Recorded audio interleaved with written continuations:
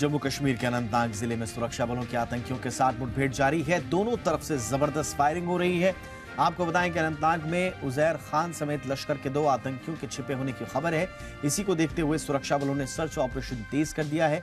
पूरे इलाके में ड्रोन और हेलीकॉप्टर्स की मदद से आतंकियों की तलाश की जा रही है।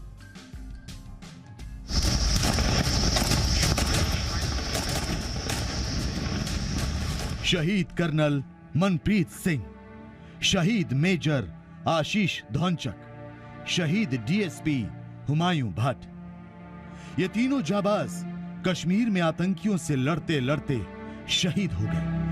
अपना फर्ज निभाते हुए इन अफसरों ने जान की परवाह तक नहीं की। बुधवार को अनंतनाग में गडोल के घने जंगलों में क्या हुआ, एक ऑपरेशन में शामिल 3 अफसर कैसे शहीद हुए, इससे जुड़ा बड़ा खुलासा हुआ है। बुधवार को अनंतनाग में आतंकियों के छिपे होने की पुख्ता जानकारी मिलने के बाद सेना और पुलिस ने साझा ऑपरेशन शुरू किया। कर्नल मनप्रीत सिंह की अगुवाई में 23 जवानों की टीम आतंकियों के ठिकाने की तरफ बढ़ी। तभी जंगल में एक झोपड़ी में छिपे आतंकियों ने ताबड़तोड़ फायरिंग की। हमला घात लगाकर किया गया, तो क्या आतंकियों के पास सेना के ऑपरेशन की जानकारी पहले से थी? आखिर आतंकियों तक ऐसा टॉप सीक्रेट इनपुट कैसे पहुंचा और उन्होंने सेना पुलिस के अधिकारियों को ही टारगेट क्यों किया? इसके पीछे आतंकियों का क्या मकसद हो सकता है? अनंतनाग के जिस इलाके में अफसर शहीद हुए वहां घना जंगल है, दूर दूर तक सिर्फ ऊंची पहाड़ियां हैं। आशंका जताई जा रही है कि ऐसे इलाकों को अक्सर आतंकवादी छिपने के लिए इस्तेमाल करते हैं। अफसरों को निशाना बनाने के बाद आतंकी फौरन वहां से भाग गए। इसके बाद सेना ने वो झोपड़ी नष्ट कर दी जिससे घात लगाकर आतंकियों ने हमला किया था। घने जंगलों में आतंकी पहले से छिपे थे। इसका इनपुट मिलने के बाद सेना ने ऑपरेशन शुरू किया, पर जिस तरह आतंकियों ने हमला बोला उससे सुरक्षा एजेंसियों के सामने नई चुनौती खड़ी हो गई। सूत्रों के मुताबिक अनंतनाग में हुआ हमला भी आईएसआई की साजिश का हिस्सा माना जा रहा है। अनंतनाग हमले को लेकर आईएसआई की बड़ी साजिश का खुलासा हुआ है। सूत्रों के मुताबिक पीओके में सक्रिय कई ठिकानों में आतंकियों की संख्या अचानक बढ़ी है। एलओसी के नजदीक लॉन्च पैड पर जहां पाकिस्तानी सेना तैनात है, वहीं पर आतंकी शिफ्ट किए गए हैं। इसका मकसद भारतीय सेना की किसी भी स्ट्राइक से आतंकियों को बचाना है। अनंतनाग जैसे टेरर अटैक के बाद सेना का ऑपरेशन 2 गुनी रफ्तार से शुरू हो गया है। आतंक का सफाया करने के लिए भी हमारी सेना मिशन मोड पर है और देश की खातिर मर मिटने वाले हर अफसर और जवान की शहादत का बदला जरूर लिया जाएगा। अनंतनाग से खालिद हुसैन और दिल्ली से मनीष शुक्ला के साथ ब्यूरो रिपोर्ट, जी मीडिया। और सेना के इस ऑपरेशन में आतंकियों का मुकाबला करने वाले 3 जांबाज अब इस दुनिया में नहीं है। एक मां को अपने बेटे से बहुत सारी बातें करनी थी, तो बच्चों को अपने पापा के साथ घूमने जाना था, मगर ये सब हसरतें अब अधूरी रह गईं। कर्नल मनप्रीत सिंह, मेजर आशीष धौंचक और डीएसपी हुमायूं की शहादत के साथ ही पल भर में कई सपने बिखर गए। कई परिवारों ने अपनों को खोया और उनकी तमाम खुशियां गम में बदल गईं।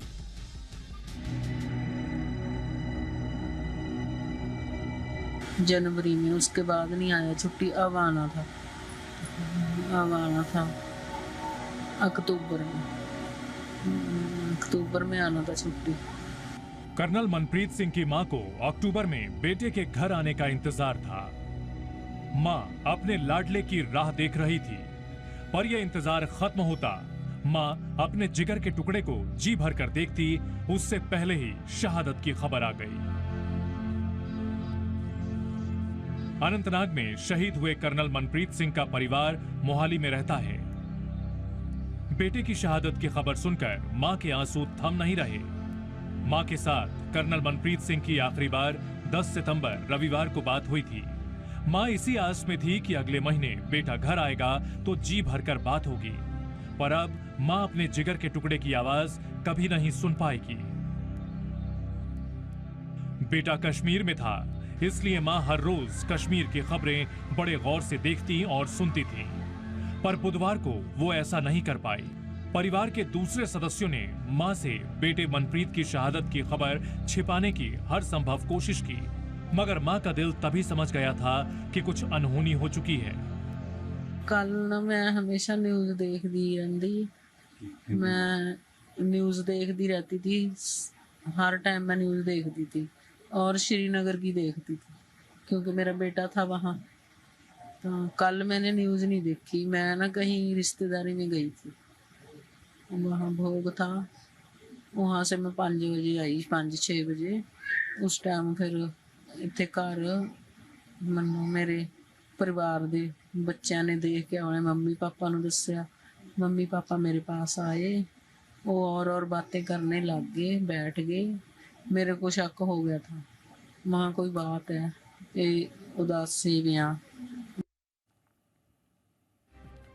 और इस बीच केंद्रीय मंत्री जनरल वीके सिंह ने बड़ा बयान दिया है। वीके सिंह ने कहा है कि पाकिस्तान पर दबाव डालना ही होगा, पाकिस्तान को हर हाल में अलग थलग करना होगा।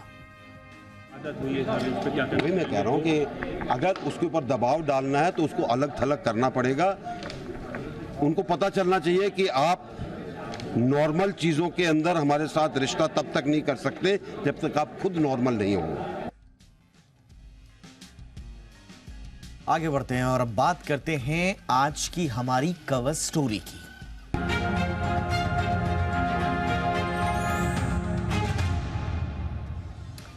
कवर स्टोरी में आज बात होगी विशेष सत्र की, जिस पर कुछ दिनों पहले तक दुविधा सर्वत्र थी, लेकिन अब इस पर स्पष्टीकरण आ चुका है। साफ तौर पर इस सत्र में क्या होगा ये अब स्थिति साफ है। 18 से 22 सितंबर के बीच संसद का विशेष सत्र है। संसद के विशेष सत्र में एजेंडा क्या होगा, सरकार ने इसका खुलासा कर दिया है। विशेष सत्र के दौरान संसद में 4 विधेयकों पर चर्चा होनी है। इनमें advocate bill, press and registration of periodicals bill और पोस्ट ऑफिस बिल के अलावा मुख्य चुनाव आयुक्त की नियुक्ति विधेयक वाला विधेयक भी पेश किया जाएगा। लेकिन इन तमाम विधेयकों में से सबसे ज्यादा चर्चा मुख्य चुनाव आयुक्त की नियुक्ति से जुड़े हुए विधेयक की है। अब तक मुख्य चुनाव आयुक्त की नियुक्ति कमेटी में प्रधानमंत्री, लोकसभा में नेता प्रतिपक्ष और मुख्य न्यायाधीश होते थे, लेकिन नए विधेयक में मुख्य न्यायाधीश की जगह कैबिनेट मंत्री को शामिल किए जाने की बात कही गई है। मुख्य निर्वाचन आयुक्त और अन्य निर्वाचन आयुक्त विधेयक 2023 के मुताबिक मुख्य निर्वाचन आयुक्त और अन्य आयुक्तों की नियुक्ति एक चयन समिति की सिफारिश पर राष्ट्रपति की ओर से की जाएगी। विधेयक के मुताबिक प्रधानमंत्री इस समिति के प्रमुख होंगे और समिति में लोकसभा में विपक्ष के नेता और प्रधानमंत्री की ओर से नामित एक केंद्रीय कैबिनेट मंत्री होंगे। अगर लोकसभा में कोई नेता प्रतिपक्ष नहीं है तो सदन में विपक्ष की सबसे बड़ी पार्टी के नेता को नेता प्रतिपक्ष माना जाएगा। मुख्य निर्वाचन आयुक्त और निर्वाचन आयुक्तों के चयन के लिए प्रधानमंत्री वाला जो पैनल है उसको अधिकार होगा कि वो उन नामों पर भी विचार कर पाए जिनका चयन कैबिनेट सचिव के नेतृत्व वाली खोज समिति ने नहीं किया हो। यानी कि कोई जरूरी नहीं है कि जो कैबिनेट सचिव के नेतृत्व में जो खोज समिति होगी उन्हीं नामों पर बात हो, दूसरे नामों पर भी विचार किया जा सकता है। संसद में हाल ही में पेश एक विधेयक में ये बात कही गई है और खोज समिति का नेतृत्व कैबिनेट सचिव करेंगे, ये बात भी इसमें थी। इसमें 2 अन्य सदस्य भी होंगे जो सचिव स्तर के नीचे के नहीं होंगे और उन्हें चुनाव से जुड़े विषयों का ज्ञान और अनुभव होना अनिवार्य होगा। ये खोज समिति मुख्य निर्वाचन आयुक्त और निर्वाचन आयुक्तों की नियुक्ति पर विचार के लिए 5 नामों को देगी, उनको सूचीबद्ध करेगी। मुख्य निर्वाचन आयुक्त और निर्वाचन आयुक्तों की नियुक्ति उन लोगों में से होगी जो भारत सरकार में सचिव स्तरीय पद या फिर समान रैंक पद पर हो। अब जरा ये समझ लीजिए कि बिल पर विपक्ष का विरोध क्यों है। दरअसल अब तक चयन समिति में देश के चीफ जस्टिस भी होते थे, लेकिन नए बिल के पास अगर हो जाए ये और कानून बन जाए तो इसके बाद कमेटी में मुख्य न्यायाधीश नहीं होंगे। इसे ही लेकर मुख्य विवाद है, इसी बात पर है। विपक्षी दलों का आरोप है कि यह चुनाव निकाय को प्रधानमंत्री के हाथों की कठपुतली बनाने का प्रयास है। आम आदमी पार्टी कह रही है कि प्रधानमंत्री मोदी भारतीय लोकतंत्र को कमजोर कर रहे हैं। नियुक्त होने वाले निर्वाचन आयुक्त बीजेपी के प्रति वफादार होंगे। वहीं तृणमूल कांग्रेस नेता आरोप लगा रहे हैं कि 2024 के चुनाव में धांधली की दिशा में यह स्पष्ट कदम है। कुछ इसी तरह के विरोध के स्वर दूसरी पार्टियों ने भी उठाए हैं, लेकिन सवाल यह है कि क्या वाकई में ये विधेयक क्या लोकतांत्रिक मूल्यों को कमजोर करेगा, वो भी तब इसके जो पक्ष में जो दलीलें दी जाती हैं वो ये दी जाती हैं कि ये जो पूरा का पूरा जजमेंट रहा है इससे पहले, जो इंटरिम जो जजमेंट आया था, ये सरकार कह रही है कि हमने तो कोर्ट के कहने पर ही ये सब किया है, और जो कोर्ट का जो पिछला जो फैसला था वो आज नहीं तो कल, जो एपेक्स कोर्ट का ऑर्डर था वो आज नहीं तो कल रिप्लेस होना था पार्लियामेंट्री लॉ से, और अगर वो रिप्लेस हो रहा है पार्लियामेंट्री लॉ से तो फिर विपक्ष को किस प्रकार की दिक्कत। तो इस तरह के दोनों विचार हैं दोनों पक्षों के। इस पर बातचीत करने के लिए इस वक्त हमारे साथ अश्विनी दुबे साहब जुड़ चुके हैं, एडवोकेट है सुप्रीम कोर्ट में। अश्विनी जी, बहुत बहुत स्वागत है आपका। मैं संसद सत्र की चर्चा बाद में करूंगा कि उसमें और क्या क्या एजेंडा में बिल हैं और किस तरह के हैं, लेकिन पहले ये मुख्य निर्वाचन आयुक्त की नियुक्ति से जुड़ा विवाद, इसको आप किस नजरिए से देख रहे हैं? विपक्ष जो आरोप लगा रहा है कि साहब प्रधानमंत्री टेक ओवर करना चाहते हैं सीईसी की नियुक्ति को, इस आलोचना में, आरोपों में कितना दम है? देखिए, सुप्रीम कोर्ट के कॉन्स्टिट्यूशन बेंच ने ऑनरेबल जस्टिस के.एम. जोसेफ की अगुवाई में जो बेंच थी, उसने 2 मार्च को सर्वसम्मति से फैसला सुनाया था कि प्रधानमंत्री, लोकसभा में विपक्ष के नेता और भारत के मुख्य न्यायाधीश की एक हाई पावर कमेटी, जो मुख्य चुनाव आयुक्त और चुनाव आयुक्त होंगे, उनके मनोनयन, उनके निर्वाचन के लिए बैठेगी। और इसमें यह भी था कि till the time parliament makes law, माने एक चीज़ उसमें क्लियर थी कि जब तक पार्लियामेंट कोई कॉन्क्रीट ठोस कानून नहीं बनाती है, तब तक सुप्रीम कोर्ट की संवैधानिक बेंच की जो जजमेंट है उसके लाइट में ही मुख्य चुनाव आयुक्त और चुनाव आयुक्तों की नियुक्ति होगी। 2018 का मामला जो संविधान बेंच के पास आया था। अब दूसरा आता है लेजिस्लेटिव कॉम्पिटेंस कानून बनाने का पार्लियामेंट का। ये बात सर्वविदित है कि पार्लियामेंट किसी भी इशू को, किसी भी विषय पर लेजिस्लेट कर सकती है, किसी भी कानून, चाहे वो अगर कोर्टों का फैसला होता है तब भी, नहीं होता है तब भी। तो इसको इस लाइट में तो प्रदीप जी नहीं देखना चाहिए कि ये सुप्रीम कोर्ट के आदेश के अनुपालन में नहीं हुआ, बल्कि सब सुप्रीम कोर्ट के आदेश के कॉन्ट्रेरी हुआ। दूसरा, देखिए, हमारे यहाँ की एक व्यवस्था पहले भी रही है। पहले की व्यवस्था में मुख्य चुनाव आयुक्त और चुनाव आयुक्तों का निर्वाचन होता था। सुप्रीम कोर्ट ने उसको और ट्रांसपेरेंट और अकाउंटेबल बनाने के लिए एक बिल बना, एक जो है कमेटी वो बना दिया कि तीनों कमेटी जो है उसमें सजेस्ट करेगी। अब अगर पार्लियामेंट इसमें कानून बना करके कैबिनेट के किसी मंत्री को या किसी और को सजेस्ट करती है कि ये जो है, जो सर्च कमेटी, जैसा आपने कहा कि जो सर्च कमेटी कैबिनेट सेक्रेटरी की जो नाम सुझाएगी, तो इन तीनों में से अगर ये कानून पारित हो जाता है, वो जो बहुमत के हिसाब से जिसका निर्वाचन होगा, जो आएगा वो बनेगा। तो इसमें कहीं पर कोई गुरेज, कोई परहेज, किसी प्रकार की लीगली कमी नहीं है, लैकुना नहीं है।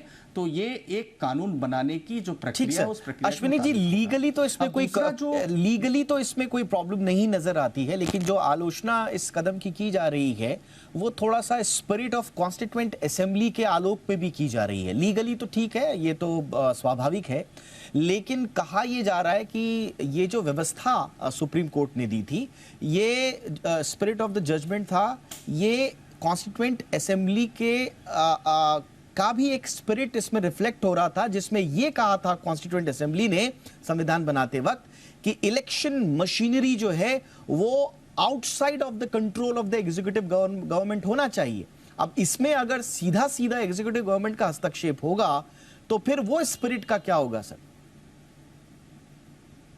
देखिए, बिल्कुल, देखिए, संविधान सभा में जब बहस चल रही थी कॉन्स्टिट्यूएंट असेंबली में, तो डेमोक्रेसी में इलेक्शन एक सबसे बड़ा महत्वपूर्ण कारक होता है एक सस्टेनेबल डेमोक्रेसी के लिए। इसीलिए कॉन्स्टिट्यूएंट असेंबली के जो हमारे विद्वान सदस्यगण थे, उन्होंने एक बात कही कि चुनाव आयोग की नियुक्तियों के मामले में कार्यपालिका को विशेष रूप से जो है फैसला लेने देने का इरादा नहीं होना चाहिए, उनको नहीं करना चाहिए। अब सवाल यहाँ पर यह उठता है कि आप जैसे सीवीसी के अपॉइंटमेंट में आ जाइए, आप इसके पहले सीबीआई का जो अपॉइंटमेंट हुआ था, सीबीआई के डायरेक्टर के अपॉइंटमेंट की बात आती है, उसमें अल्टीमेटली 3 मेंबर कमेटी ही डिसीजन लेगी। अब वो 3 मेंबर कमेटी अगर लेजिस्लेट होकर के कानून बना करके ये कह दिया जाता है कि ये कैबिनेट सेक्रेटरी स्तर के एक जो है कैबिनेट मिनिस्टर होंगे या प्राइम मिनिस्टर जिसको नॉमिनेट करेंगे वो होंगे, तो ये कानून हो गया। अब उसकी आर्बिट्रीनेस पर अगर बात आती है, मान लीजिए कि कोई कानून पार्लियामेंट में पास हो जाता है और वो जो है जो संविधान की मूल भावना, संविधान का मूल रूप है,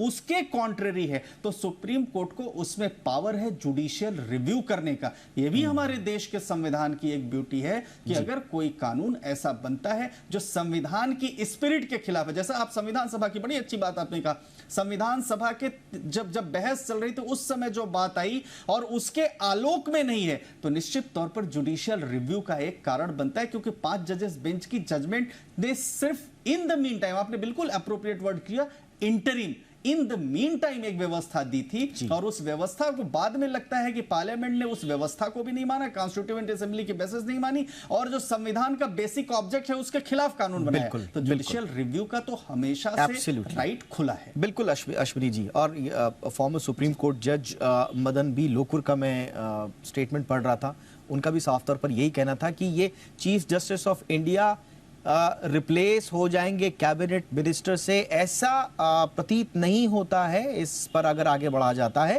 क्योंकि जो भी अरेंजमेंट सुप्रीम कोर्ट की ओर से बनाया गया था वो इंटरिम था, जिसकी चर्चा अश्विनी जी भी कर रहे हैं। लेकिन अश्विनी जी, इस पे एक और आलोचना आती है, और आलोचना ये आती है कि भाई अंपायर जो है वो टीम कैप्टन का सबऑर्डिनेट कैसे हो सकता है?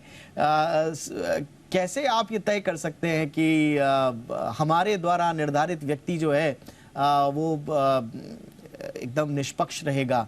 तो cannot have umpire subordinate to the team captain, ये एक और आलोचना आती है इस पूरी व्यवस्था में, इस पर आप क्या कहेंगे?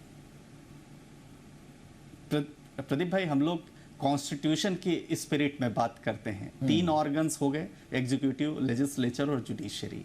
अब एग्जीक्यूटिव का रोल कैसा है? आपने बहुत ओपनिंग स्टेटमेंट में ही कहा कि कैबिनेट सेक्रेटरी की अध्यक्षता वाली सर्च कमेटी, जिसमें चुनाव से संबंधित मामलों में ज्ञान और अनुभव रखने का जिसको अनुभव होगा, और सचिव के पद से नीचे के 2 अन्य सदस्य शामिल हो गए, लेकिन वो पैनल तैयार होगा। जैसे सर्च कमेटी वो जो जिसका भी नाम सजेस्ट करेगी उसका ओवरऑल टेन्योर कैसा रहा है, वो टेन्योर जब देखा जाएगा तो। लेकिन अब इसी में पेच फंसता है, अगर मान लीजिए सर्च कमेटी में नाम कुछ, जैसा आपने कहा कि जो अंपायर में जो मेन मास्टर हैं उनके कहने पर नाम आ रहा है, तो वहां पर फिर जुडिशियल रिव्यू का एक कारण खुलता है कि साहब ये 4 नामों में से देखिए एक व्यक्ति का नाम तो बिल्कुल उसके थ्रू आउट करियर में देखिए टेंटेड है। क्योंकि ये बात प्रदीप भाई मानना पड़ेगा कि हमारे देश की व्यवस्था में चुनाव आयोग और सुप्रीम कोर्ट के जजेस स्पेशल उनको इम्यूनिटी होती है, तो जो स्पेशल इम्यूनिटी होती है उनको ऐसे हटाया भी नहीं जा सकता है,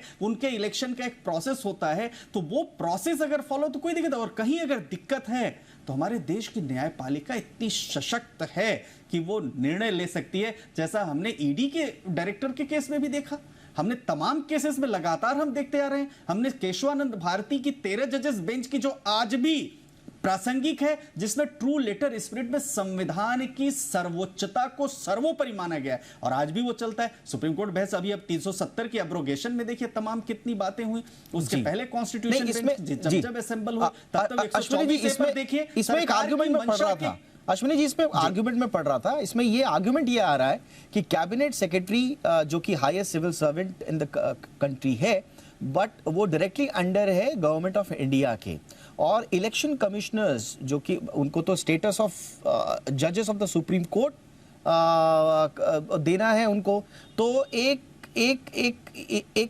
reduction of the status of the election commissioners from that of supreme court जज टू द कैबिनेट सेक्रेटरी, ये एक्सप्लेन नहीं हो पा रहा है। ये कह रहे हैं कि यहां पर लग रहा है कि आप एक अंपायर टीम कैप्टन का सबऑर्डिनेट कैसे बना सकते हैं। ये आर्गुमेंट मेरे ख्याल से कैबिनेट सेक्रेटरी और उसकी सीसी की नियुक्ति में जो भूमिका है उसके संदर्भ में दिया जा रहा है। प्रदीप जी, बिल्कुल देखिए, आपका प्रश्न जायज भी है, लॉजिकल भी है, संवैधानिक रूप से भी सही है, तर्क संगत भी है। सवाल यहाँ पर यह है कि जो सर्च कमेटी में नाम आएंगे, उन नामों में माने एक जो फर्स्ट क्राइटेरिया होगी वो डिसाइडेड होगी कि कौन व्यक्ति, कौन अभ्यर्थी इस बात के लिए एंटाइटल होगा कि वो उसका नाम पैनल में है, क्योंकि पहले पैनल बनेगा और पैनल के क्राइटेरिया जो फुलफिल करेगा, क्योंकि कैबिनेट सेक्रेटरी का सिर्फ और सिर्फ रोल है नामों को समझने का, उसकी स्क्रूटनी करने का, और उस स्क्रूटनी में जो बेस्ट होंगे वो नाम एज इट इज। नियुक्ति का अधिकार तो है ही नहीं है। तो ये समझ लीजिए कि उसी तरह से हमारे सुप्रीम कोर्ट में रजिस्ट्री का काम होता है। जैसे आपके चैनल में आपके पीछे कितने लोग काम करते हैं क्योंकि आप उसके चेहरा हैं, वो सारे लोगों की जो बातें हैं, लेकिन वो आपको रिप्लेस नहीं कर सकते, आप उनको रिप्लेस। इसी तरह कैबिनेट सेक्रेटरी जब सर्च कमेटी बनेगी तो सर्च कमेटी उस पैनल के नामों, उसके गुण दोष दोनों पर चर्चा करके, क्योंकि अपॉइंटमेंट का अधिकार नहीं दे रहे हैं कैबिनेट सेक्रेटरी को, सिर्फ नाम दे रहे हैं कि आप उसके गुण और दोषों को देखकर उनकी जो अब तक का करियर रहा है, उस करियर में कितने अच्छे डिसीजन लिए और क्या वो जो संविधान है, संविधान के मुताबिक मुख्य चुनाव आयुक्त या चुनाव आयुक्त बनने के लायक है, वो नाम रखेंगे। उसके बाद जो कमेटी होगी सर्वसम्मति से वो डिसाइड करेगी 2/3 से, 2/3 से, अच्छा 3 में से यानी 2 में से। हाँ जी, इस पे एक आखिरी मेरा जो सवाल है आपसे, इसमें एक आर्गुमेंट और आया है कि इसमें दीपक भाई जी जी जी जी। तो इस पे बिल में जो बात कही गई है कि selection from the secretaries with election experience, ये बात उभर कर सामने आ रही है। और फिर एक इंप्रेशन ये आ रहा है इसमें कि एक सर्टेन सेक्शन ऑफ ब्यूरोक्रेसी से ही आपको चुनना है, सीईसी को। तो ये कई जो आर्गुमेंट्स आ रहे हैं, जो आलोचनात्मक पक्ष हैं, वो कह रहे हैं कि आप उस सिलेक्शन प्रोसीजर को फिर एक तरह से कॉर्नर करने की कोशिश कर रहे हैं, सीमित करने की कोशिश कर रहे हैं। इलेक्शन देखिए दीपक भाई, इलेक्शन प्रोसेस जैसे स्टेट्स में आप देखिए कि स्टेट्स में जो इलेक्शन कमिश्नर्स होते हैं वो इलेक्शन का उनका एक बृहद अनुभव होता है। फॉर्मर इलेक्शन कमिश्नर्स जो होते हैं उनका इलेक्शन करवाने का एक बृहद अनुभव होता है। तो ऐसा तो कहीं है नहीं कि ये कह दिया कि कैबिनेट सेक्रेटरी की अगुवाई वाली जो कमेटी है उसमें सारे के सारे सर्विंग लोग होंगे, उसमें सब जो बेस्ट इलेक्शन कमिश्नर्स रहे होंगे, बेस्ट चीफ इलेक्शन कमिश्नर्स रहे होंगे, उनमें से लेने के बाद करेंगे। ये तो खैर हालांकि जब बिल पास हो जाएगा उसके बाद जब देखेंगे कि उसमें क्या होता है। लेकिन फिर एक बड़ी शिद्दत के साथ मैं यहाँ कहना चाहूँगा कि जरा सा भी अगर उसमें अपॉइंटमेंट में पारदर्शिता की कमी आई तो हमारे देश की न्यायपालिका बहुत सशक्त है, जो किसी भी समय उसमें डिसीजन ले सकती है। और समय समय पर हमने देखा और हम देख भी रहे हैं। बिल्कुल आपने सही कहा। देखिए, हम दोनों पक्ष अपने दर्शकों तक पहुंचाने की कोशिश कर रहे हैं और एक आखिरी पक्ष जो मैं सिर्फ यहाँ पर एक मेंशन के तौर पर करना चाहूँगा, वो ये भी एक तर्क आता है कि भाई डायरेक्टर ऑफ सीबीआई की नियुक्ति में तो सीजीआई होते हैं मेंबर, तो फिर आप या तो फिर मान लीजिए कि इंडिपेंडेंस उस मामले में है, तो फिर क्यों आरोप लगाए जाते हैं कि साहब सीबीआई जो है वो खेल रही है सरकार के हाथों में, और इस तरह की बातें। देखिए, दोनों तरफ के हैं। अब तो ये जो विशेष सत्र है यही बताएगा कि इस मामले पर क्या आगे होता है। लोकतांत्रिक व्यवस्था है और लोकतांत्रिक व्यवस्था में सहमतियों और असहमतियों के बीच में देश के उन्नति प्रगति का रास्ता निकाला जाता है, और यही है रीति नीति। क्या होगा इस पर आगे, वो विशेष सत्र में पता चलेगा। हमारा काम था इसके दोनों पक्षों को एक विश्लेषण के रूप में आप तक पहुंचाना, और इसके लिए अश्विनी जी आपने हमारा साथ दिया, बहुत बहुत धन्यवाद आपका। दिन भर की दूसरी खबरों पर एक बार जरा फटाफट नजर डाल लेते हैं। मुंबई एयरपोर्ट पर आज एक चार्टर्ड प्लेन लैंडिंग के दौरान रनवे पर क्रैश हो गया। प्लेन रनवे पर बारिश के चलते फिसल गया और उसके बाद प्लेन 2 हिस्सों में टूट गया और उसमें आग लग गई। प्लेन में 6 पैसेंजर्स थे, 2 क्रू मेंबर सवार थे, इनमें से 3 लोग घायल हुए हैं। डीजीसीए ने बताया कि विमान विशाखापट्टनम से मुंबई आ रहा था। मुंबई में भारी बारिश के चलते विजिबिलिटी 700 मीटर रह गई थी और इसी वजह से यह घटना हो गई।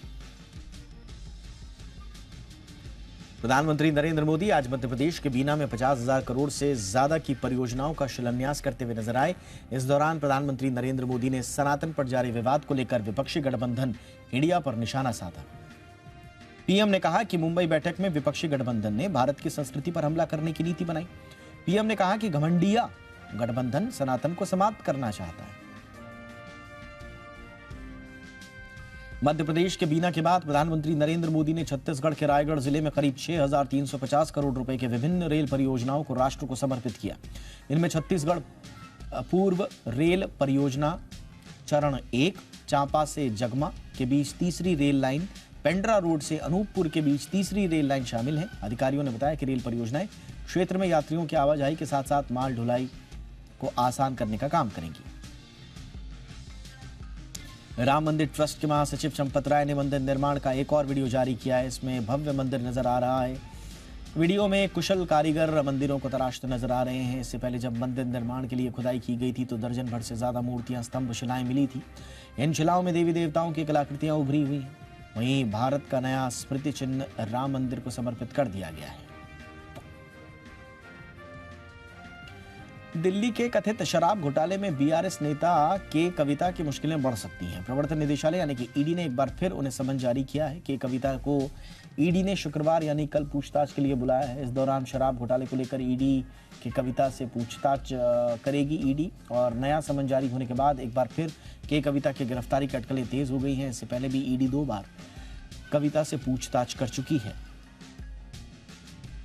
एनआईए की टीम ने यूपी के महाराजगंज में फजले हक नाम के एक डॉक्टर के घर छापेमारी की है।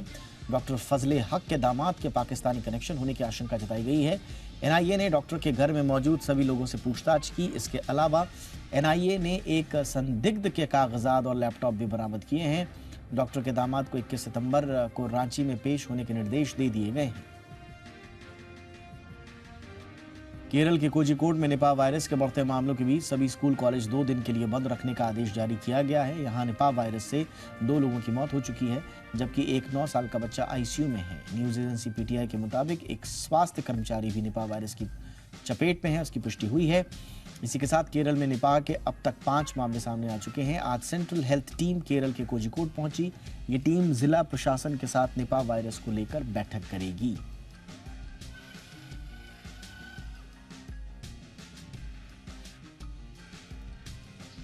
त्योहारी सीजन की शुरुआत से पहले सरकार ने अपनी तैयारियों को लेकर जानकारी दी है। जी बिजनेस से खास बातचीत में फूड सेक्रेटरी संजीव चोपड़ा ने बताया कि त्योहारी सीजन से पहले सरकार पूरी तरह से तैयार है। चोपड़ा ने बताया कि देश में चीनी की कमी नहीं है, पर्याप्त स्टॉक मौजूद है।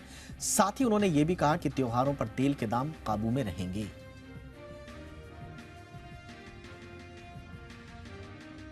तो जो स्टॉक्स हैं आज खाद्य तेलों के हमारे देश में वो करीबन 37 से 38 लाख टन हैं, जो कि इसी समय पिछले साल देखें तो करीबन 23 लाख टन थे। तो हमारे पास अब स्टॉक्स की कोई कमी नहीं है और मेरी आशा है कि अगले कुछ महीनों में मूल्य जो है खाद्य तेलों के वो नियंत्रण में रहेंगे। और हमारी देश की जो टोटल खपत है वो करीबन 275 लाख टन। तो जब हमारी प्रोडक्शन है 380 से 400 लाख टन और हमारी खपत है 275 से 280 लाख टन, तो कोई भी शॉर्टेज होने की संभावना ही नहीं। तो मेरे ख्याल से ये जो मैंने आपको आंकड़े दिए उससे स्पष्ट होना जाना चाहिए कि कोई खपत जितनी हमारी है उसमें डोमेस्टिक कंजम्पशन के लिए कोई दिक्कत आने वाले दिनों में संभावना नहीं है। आईफोन 15 भारत में लॉन्च हो चुका है, लेकिन चर्चा लॉन्चिंग की नहीं बल्कि इस बात की ज्यादा हो रही है कि आखिर दूसरे देशों के मुकाबले भारत में इसकी कीमत ज्यादा क्यों है। अमेरिका, जापान, दुबई, हांगकांग जैसे देशों के मुकाबले भारत में ये फोन 10 से 45 हजार रुपए तक महंगा है। ऐसे में जब आईफोन अब मेक इन इंडिया हो चुका है तो फिर इसके महंगे होने की वजह क्या है, देखिए ये रिपोर्ट।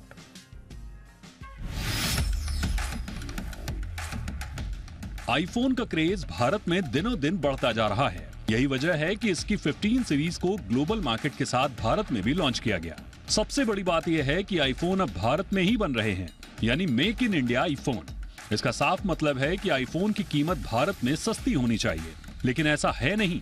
प्रो मैक्स की कीमत में तो भारत और अमेरिका की कीमत में 50% तक का अंतर है। दरअसल भारत में एप्पल का प्रो मॉडल असेंबल नहीं करता है, इसलिए प्रो मॉडल की कीमत भारत में कुछ ज्यादा ही महंगी है। अगर हम आईफोन के 15 प्रो के शुरुआती मॉडल की कीमत की बात करें तो भारत में ये 1,35,000 के करीब है। भारतीय रुपए में दुबई में इसकी कीमत 97,000, चीन में 92,000, हांगकांग में 91,000 और अमेरिका में 83,000 के करीब है। मेक इन इंडिया होने के बावजूद आईफोन के घरेलू बाजार में महंगा होने की सबसे बड़ी वजह ग्लोबल सप्लाई चेन है।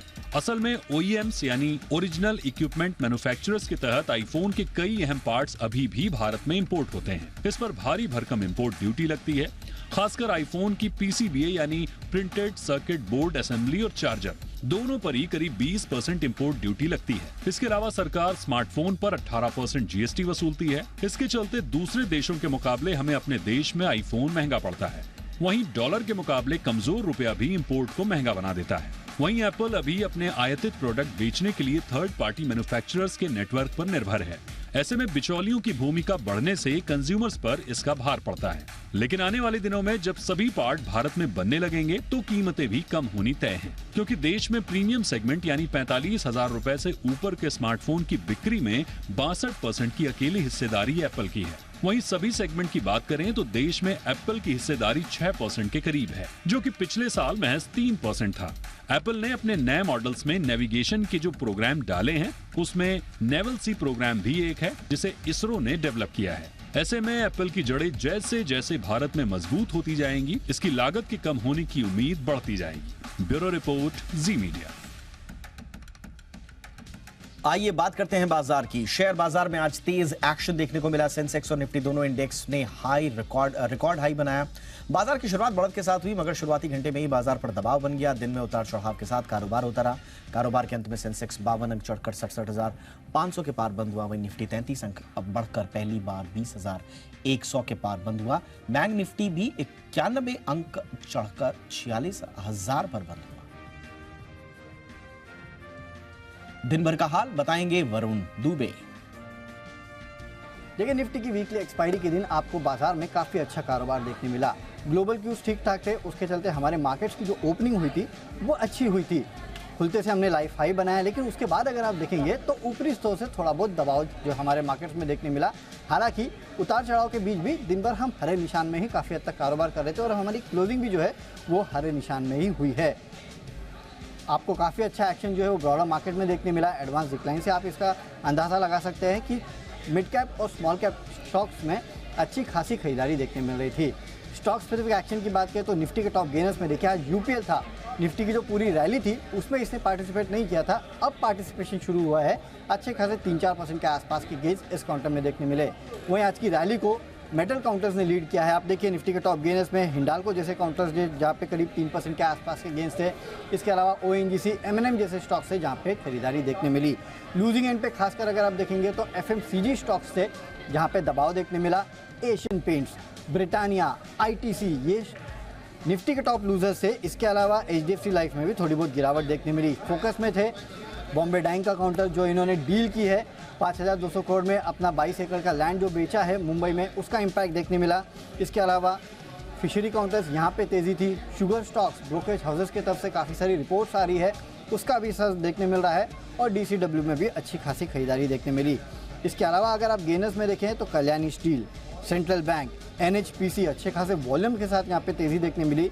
श्री रेणुका शुगर जैसे स्टॉक्स है जहाँ पे तेज़ी थी।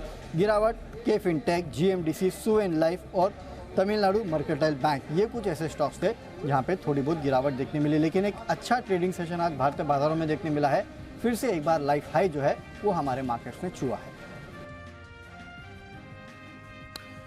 इलेक्ट्रिकल प्रोडक्ट्स बनाने वाली कंपनी RR कबेल के IPO का आज दूसरा दिन है। 1,964 करोड़ रुपए के IPO में 15 सितंबर यानी कि कल तक निवेश का मौका है। जी बिजनेस के मैनेजिंग एडिटर अनिल सिंघवी ने लंबी अवधि के लिए इसमें पैसे लगाने की सलाह दी है।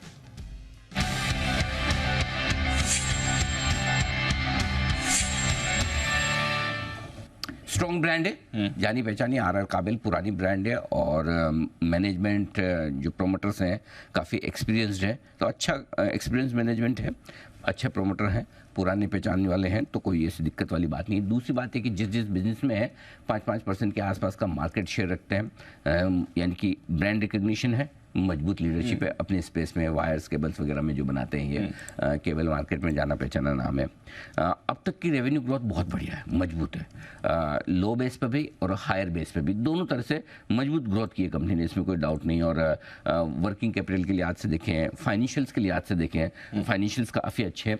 वर्किंग कैपिटल मैनेजमेंट का बहुत बढ़िया है, डेट लगातार कम कर रहे हैं, वर्किंग कैपिटल साइकिल कम कर रहे हैं, fast moving electrical goods FMCG की तरह FMEG इसमें भी अब B2C पर डायरेक्ट कंज्यूमर्स पे सेल्स पे बड़ा फोकस है, तो वैल्यूएशंस ठीक है, मतलब महंगा नहीं है लेकिन बहुत सस्ता भी नहीं है। ऐसे आकर्षक वैल्यूएशन हो ना, वैसा नहीं कि लॉन्ग टर्म के लिहाज से आप लगाओ पैसा, अगर लिस्टिंग पे इश्यू प्राइस के आसपास मिले, नीचे मिले तो थोड़ा और ऐड कर लीजिए, नहीं तो 2 से 3 साल के व्यू के हिसाब से इस IPO में आप पैसा लगा सकते हैं।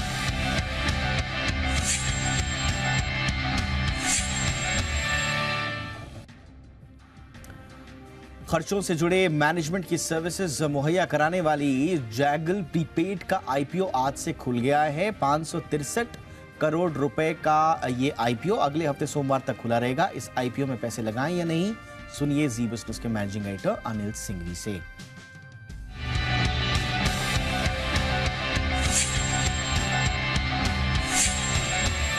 स्पेंड मैनेजमेंट वाली कंपनी, हाँ, आप कैसे खर्चा करोगे उसका मैनेजमेंट जो कंपनियों का होता है वो करने का कारोबार करती है। बहुत यूनिक बिजनेस मॉडल है, हिंदुस्तान में कोई कॉम्पिटिटर है ही नहीं, जो है बाहर ही है, अकेली बढ़िया वाली वैसी कंपनी है। ग्रोथ आउटलुक जबरदस्त है, आगे भी कंपनी ग्रो करेगी, उसमें मुझे कोई डाउट नहीं है। एक चीज अच्छी है, रिटर्न ऑन इक्विटी 46-47 टाइम % है, वो बढ़िया है, लेकिन थोड़े से वैल्यूएशन सस्ते रखते तो बेहतर होता था। बाकी लेकिन ई-कॉमर्स कंपनी होने के बावजूद पिछले 3-4 साल से प्रॉफिटेबल है, नुकसान में नहीं है ये कंपनी। डेट है काफ़ी, 2 से ज़्यादा का P मल्टीपल 2 टाइम्स डेट पे है, तो थोड़ा डेट कम करने की ज़रूरत है, जो बढ़ा है पिछले साल भर में। आई होप कि अभी कम करेंगे। 300 करोड़ का बड़ा पैसा ये खर्च कर रहे हैं कस्टमर एक्विजिशन पे। अभी तक पिछले 2-3 साल में 60-65 करोड़ किया, अभी एकदम से 300 करोड़, तो मुझे थोड़ा सा वो ऐसा लगा रहे इतना ज़्यादा क्यों। बट ओवरऑल देखेंगे कंपनी अच्छी है, धंधा अच्छा है, लोग अच्छे हैं, पैसा लगाएं लॉन्ग टर्म के लिए। हाँ,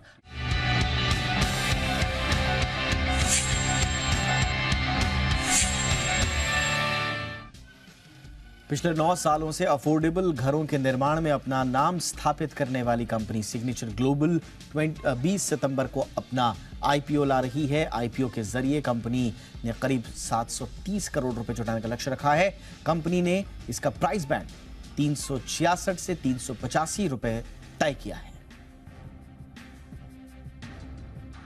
टोटल 730 करोड़ का ये IPO है, जिसमें 603 करोड़ के प्राइमरी इश्यूएंस है और 127 करोड़ का OFS है। जो OFS है उसमें जो IFC है वो शेयर कर रहा है, प्रोमोटर कोई भी शेयर सेल नहीं कर रहा है। सो जो मेजरली जो पोर्शन है 603 करोड़ का, उसका मेजर पोर्शन जो है वो डेट रिडक्शन में जा रहा है। लास्ट ईयर जो इस 31 मार्च 2023 को जो हमारा नेट डेट था वो लगभग 1100 करोड़ के नियर अबाउट था, उसमें लगभग ये 432 करोड़ रुपए हम नेट डेट एंड डिडक्शन करेंगे। सामही होटल्स का IPO भी आज से निवेश के लिए खुल गया है। 1370 करोड़ रुपए के इस IPO में अगले हफ्ते सोमवार तक पैसा लगा सकेंगे। इस IPO में पैसा लगाएं या नहीं, जानिए जी बिजनेस के मैनेजिंग एडिटर अनिल सिंघवी से।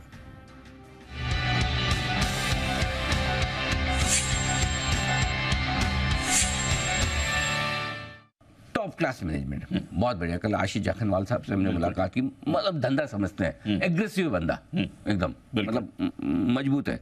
कमजोर होटल्स जो मुनाफे में नहीं है, तकलीफ में, उनको आइडेंटिफाई करके टर्न अराउंड करने का, एक्विजिशन और टर्न अराउंड का बढ़िया ट्रैक रिकॉर्ड है, बढ़िया काम किया है, इसमें कोई डाउट नहीं है। जो दूसरे नहीं कर पाए वो ये कर रहे हैं। ग्रोथ आउटलुक बहुत स्ट्रॉन्ग है क्योंकि ये सेक्टर ही बूम कर रहा है, सेक्टर बूम कर रहा है, तो सेक्टर के साथ साथ फायदा तो हो गई, ये पोजीशनिंग अच्छी है। नेगेटिव क्या है? Loss making company. एक ही आजकल क्या है, थोड़ी लॉस मेकिंग कंपनी को लेकर थोड़ा सा बाजार में वो मन में रहता है। मेरा ये मानना है कि आ जाएगी प्रॉफिट में, इसमें मुझे डाउट नहीं है। बढ़िया बिजनेस है, इस साल के अंत तक नहीं तो अगले साल तक तो पक्का आ जाएगी। एसेट हैवी मॉडल है। ये क्या करते हैं कि पूरे दूसरे लोग हैं होटल चलाते हैं और खाली वो बिल्डिंग में पैसा नहीं डालते, ये पूरी बिल्डिंग वगैरह सारी प्रॉपर्टी एसेट खरीद लेते हैं, तो इन्वेस्टमेंट ज़्यादा होता है। ये स्टेबल बिजनेस मॉडल भी है, फायदा भी है कि जब भी कभी ऊपर नीचे कुछ हो जाए, लेकिन इस चक्कर में इन्हें कर्ज बहुत लेना पड़ता है। अभी कर्ज कम कर रहे हैं, वापस एक्सपांशन करेंगे फिर से कर्ज लगेगा। अब इंटरनल एक्रूअल से कर पाए आगे चल के तो अच्छी बात है। तो मेरे ख्याल से 2 साल की बढ़िया कहानी है। हाई रिस्क लेने वाले इन्वेस्टर्स लगाएं मिनिमम 2 साल की व्यू से।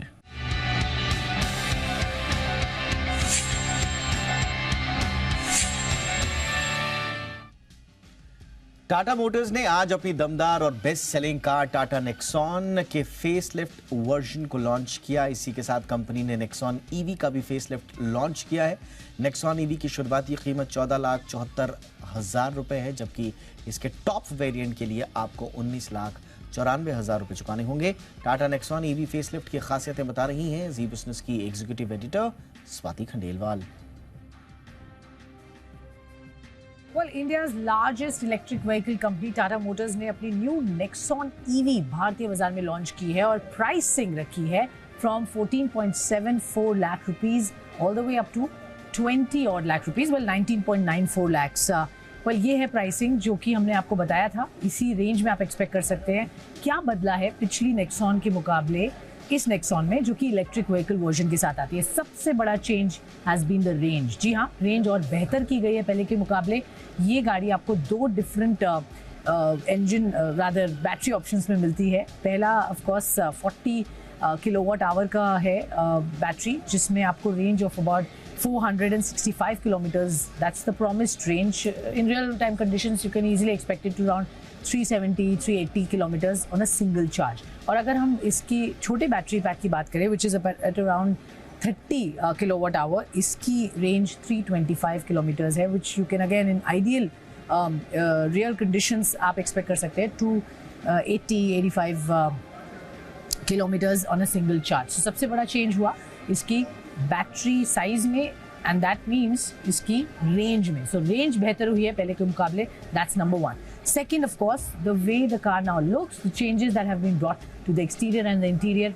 क्या किया गया है? खास बात ध्यान रखी गई है कि इसको अब ज़्यादा sleek, minimalistic and very neat and clean look देने की कोशिश की गई है with a lot of tech upgrades. Overall गाड़ी को अगर हम पीछे से भी देखते हैं, that proportion, the design language continues and एक सिंगल यहाँ पर टेल लाइट आपको ऑन अ LED फॉर्म भी मिलती है, again enhancing the look of the car in a more subtle and sleek manner. गाड़ी को अंदर से अब देखते हैं और समझते हैं कि अंदर से इसमें क्या क्या चेंजेस किए गए हैं। अगेन आप देखेंगे पहली चीज़ इसमें, it's very nice to look at. अगर हम डैशबोर्ड की बात करें, यहाँ पर सेंटर AC वेंट्स स्लीक कर दिए गए हैं। Again neat look, seamless look. आपको यहाँ पर 12.3 इंचेस का स्क्रीन दिया गया है, which is bigger than the Tata Nexon जो कि लॉन्च हुई है।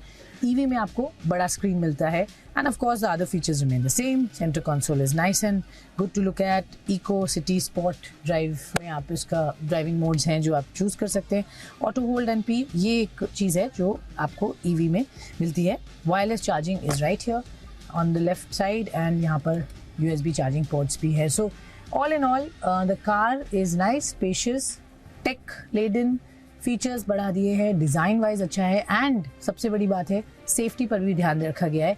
6 airbags are standard on this car, which is again telling that company ने सेफ्टी में कोई कॉम्प्रोमाइज़ नहीं किया, टेक्नोलॉजी में कोई कॉम्प्रोमाइज़ नहीं किया, फीचर्स में कॉम्प्रोमाइज़ नहीं किया। Design language is good, range is better than before and overall package जो ये आपको देता है the top end which is close to 20 lakh rupees, it is a good proposition for someone who is looking to buy an electric car. Tesla Bharat से इस साल 2 गुना import करने वाली है। पूरी खबर जानते हैं कुशल से। जी, तो भारत के ऑटो कंपोनेंट कंपनियों के लिए एक अच्छी खबर आती हुई दिख रही है। ऐसी एक्सपेक्टेशंस हैं यहाँ पर जो कॉमर्स मिनिस्ट्री है उसके जो हेड है पीयूष गोयल जी, उनकी तरफ से ये बयान आते हुए दिखे हैं। ऑटो कंपोनेंट की जो एसोसिएशन है उनका एक इवेंट था, उसमें इन्होंने ये कहा है कि जो टेस्ला है वो भारत से इस वित्तीय वर्ष में जो ऑटो कंपोनेंट की वैल्यू है उसको डबल कर सकती है। तो ये काफ़ी शानदार बात है तमाम उन ऑटो कंपोनेंट सप्लायर्स के लिए जो कि टेस्ला को सप्लाई करते हैं। अब आप देखिए जो वैल्यू टर्म्स हैं करीबन $190 करोड़ तक यहाँ पर ऑटो पार्ट्स जो है इंपोर्ट कर सकते हैं हैं भारत से, और एक्सपेक्टेशंस यही है कि यहाँ पर आगे के लिए जो आंकड़ा बनता हुआ नज़र आएगा वो काफ़ी बेहतरीन होगा। वो इसलिए क्योंकि आप देखिए जुलाई 2023 यानी कि अब से 2 महीने पहले ही टेस्ला की भारत में फैक्ट्री और सबसे सस्ती 20 लाख रुपए में इलेक्ट्रिक व्हीकल बनाने की योजना आ रही थी। तो ऐसी कुछ खबरें बनी हुई थी। इसके पहले भी आपको याद होगा कि जब अगस्त 2021 में टेस्ला की जो लोकल मैन्युफैक्चरर्स हैं भारत में, जिसमें भारत फोर्ज हो गया, सांधा टेक और सोना बीएलडब्ल्यू, ऐसी खबरें आ रही थी कि इनके साथ करार हो गया है। तो कहीं ना कहीं ये जितने भी ऑटो कंपोनेंट सप्लायर्स हैं जिनका एक्टिव पार्टिसिपेशन रहता है टेस्ला को सप्लाई करने में, उनके लिए आगे के लिए जो रास्ता है, जो रेवेन्यू विजिबिलिटी है, वो साफ तौर पर बढ़ने वाली है। अब आप देखिए यहाँ पर जो प्रूवन ऑलरेडी नोन सप्लायर्स हैं उसमें सबसे पहले तो सांधा टेक है।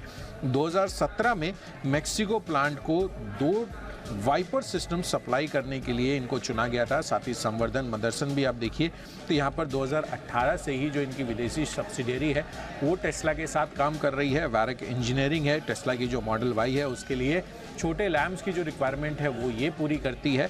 और साथ ही सीआई ऑटोमोटिव यहाँ पर यूएस में मैक्सिको के जो प्लांट है से टेस्ला के लिए जो बैटरी पैक सप्लाई है वो ये कंपनी करती हुई दिखती है। तो जाहिर सी बात है कि इन सभी ऑटो कंपोनेंट सप्लायर्स जिसके मैंने अभी नाम लिए हैं वो कहीं ना कहीं एक बड़े बेनिफिशियरी आगे चलकर निकल कर आ सकते हैं। और अगर भारत में इनका प्लान हो गया फाइनल और आगे के लिए ये मैन्युफैक्चरिंग शुरू कर देते हैं तो यहाँ पर डोमेस्टिक लेवल पर भी इनकी जो सप्लाई है वो बढ़ती हुई दिख सकती है। मुंबई में गणेश उत्सव की तैयारियां जोरों पर हैं। बाजारों में रौनक बढ़ गई है। विशेषकर डेकोरेशन की दुकानों में लोगों की भारी भीड़ देखी जा रही है। सौरभ पांडे की ये रिपोर्ट देखिए। देश भर में गणेश उत्सव की तैयारी जोरों शोरों से हो रही है। सभी भक्तजन बप्पा के स्वागत में पूरी तरह से जुट गए हैं। ऐसे में डेकोरेशन के सामान की खरीदारी करने के लिए भक्तजन जो है मुंबई के मशहूर लालबाग के चिवड़ा गली का जो है रुख कर रहे हैं। आइए आपको अपने विजुअल्स के माध्यम से दिखाएं कि किस तरह से भक्त जो है यहाँ पर खरीदारी कर रहे हैं। भक्तों का कहना है कि इस वर्ष जो है अपने बप्पा की मूर्ति को और आकर्षक बनाने के लिए कई तरह के जो है कंठी, मालाएं, शॉल और जो मुकुट होते हैं, सोनों के मुकुट होते हैं, चांदी की जो मोदक होती है वो खरीद रहे हैं। इसके अलावा कई ऐसी चीज़ें हैं जिनमें बप्पा के अंग वस्त्र यानी कि शॉल आप देख पाएंगे, चुनरी देख पाएंगे, वो सब की खरीदारी हो रही है। जब हमने भक्तों से जाना तो भक्तों का कहना था कि ये जो सारी चीज़ें हैं इससे न सिर्फ केवल बप्पा ही खूबसूरत लगते हैं बल्कि भक्तों को भी जो है पूरी तरह से शांति मिलती है और खुशी होती है। मुंबई से वीडियो जर्नलिस्ट नरेश के साथ सौरभ पांडे, जी मीडिया। और बात अब हमारी हिंदी की। राष्ट्रीय हिंदी दिवस पूरे देश में धूमधाम से मनाया गया। हर साल आज के दिन हिंदी के प्रचार प्रसार के लिए मनाया जाता है। दुनिया भर में हिंदी को बढ़ावा देने के साथ साथ अलग अलग देशों में रह रहे भारतीय लोगों को एक सूत्र में बांधना भी इसका एक मकसद है। और हिंदी दिवस मनाने के पीछे ये एक बड़ा मकसद रहा है। भारत में राष्ट्रीय हिंदी दिवस हर साल 14 सितंबर को मनाया जाता है। पूरी दुनिया में एक विश्व हिंदी दिवस भी मनाया जाता है जो 10 जनवरी को मनाया जाता है। लेकिन आज के दिन की भी खास इंपॉर्टेंस है। दोनों ही दिन को अगर देखें तो मकसद हिंदी को बढ़ावा देना ही है। और आज गृह मंत्री अमित शाह ने भी अपना एक संदेश जारी किया और उसमें उन्होंने प्रसिद्ध साहित्यकार भारतेंदु हरिश्चंद्र को उद्धृत किया, जिसमें वो निज भाषा उन्नति अहे सब उन्नति को मूल कहते हैं, यानी अपनी भाषा की उन्नति ही सभी प्रकार की उन्नति का मूल है। राष्ट्र की पहचान इस बात से भी होती है कि उसने अपनी भाषा को किस सीमा तक मजबूत किया, व्यापक किया, समृद्ध किया। और यही कारण है कि स्वतंत्रता प्राप्ति के बाद संविधान निर्माताओं ने अनुच्छेद 343 द्वारा संघ की राजभाषा के रूप में हिंदी और लिपि के रूप में देवनागरी को अपनाया था। भारत भाषिक रूप से विविधता का देश रहा है। दुनिया के सबसे बड़े लोकतंत्र की भाषिक विविधता को एक सूत्र में अगर कोई पिरोता है तो वो हिंदी। आज देश में 57% लोग हिंदी जानते हैं, समझते हैं। पूरी दुनिया में चौथी सबसे बड़ी आबादी की भाषा हिंदी है। और जी बिजनेस का हिंदी के प्रचार प्रसार में खास योगदान रहा है। हमारे जी बिजनेस के मैनेजिंग एडिटर अनिल सिंघवी का खास अंदाज और उनकी हिंदी पूरे देश में प्रसिद्ध है। और अगर आप देखें कि बिजनेस की बारीकियों को न सिर्फ हिंदी पट्टी बल्कि हिंदी में दूसरे इलाकों में भी बड़ी आसान भाषा में पहुंचाने का श्रेय अगर आप देखें तो वो जी बिजनेस को जाता है और अनिल सिंघवी जी की अगुवाई में पूरी टीम को जाता है। तो इसलिए हिंदी दिवस जी बिजनेस के बहुत करीब रहा है और हम यूं ही आम बोलचाल की भाषा में बिजनेस के जो गूढ़ रहस्य हैं, जो जटिलताएं हैं, उन्हें हिंदी में आसान भाषा में अपने दर्शकों तक पहुंचाते रहेंगे। हमारी ओर से हिंदी दिवस की एक बार फिर तमाम दर्शकों को शुभकामनाएं।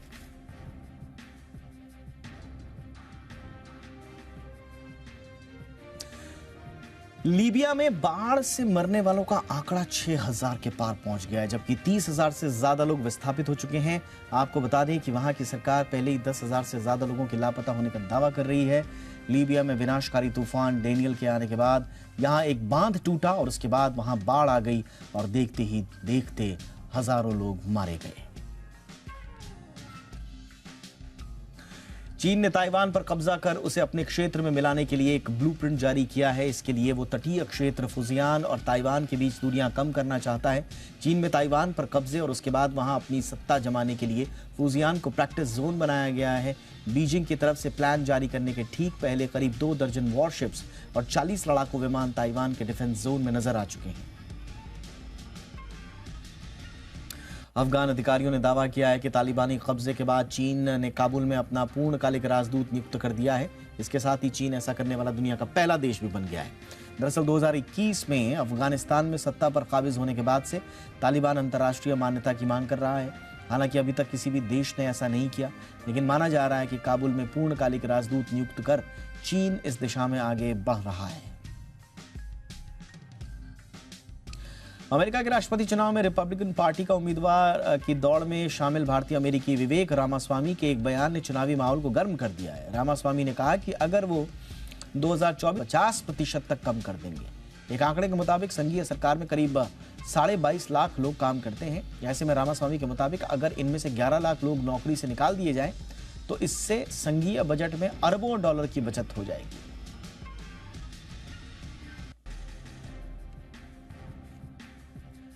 इंडिया 360 में आज बस इतना ही। इजाजत दीजिए। #ZIndia360 याद रखिए। अपनी राय, अपने सुझाव जरूर भेजें।